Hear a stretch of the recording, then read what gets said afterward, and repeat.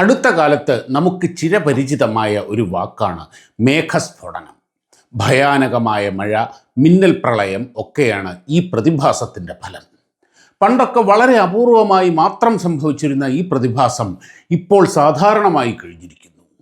ഒരു സ്ഥലത്ത് സാധാരണയിൽ നിന്നും വളരെ കൂടുതൽ അളവിൽ മണിക്കൂറുകളോളം നിന്നു പെയ്യുന്ന മഴയാണിതിൻ്റെ ഫലം.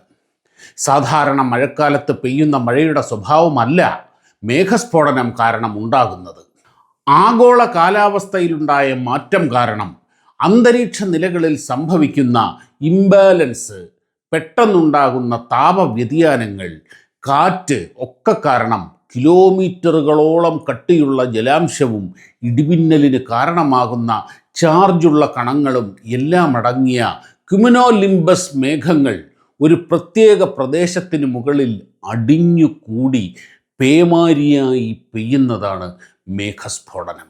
സാധാരണ കാലവർഷക്കാലത്തെ മഴയുടെ അളവ് മണിക്കൂറിൽ 10-15 മില്ലിമീറ്റർ ആണെങ്കിൽ മേഘസ്ഫോടനം കാരണമുണ്ടാകുന്ന മഴയുടെ അളവ് 100 മില്ലിമീറ്ററാണ്. മുഴുവൻ വീഡിയോ കാണാൻ ചാനൽ സബ്സ്ക്രൈബ് ചെയ്യുക.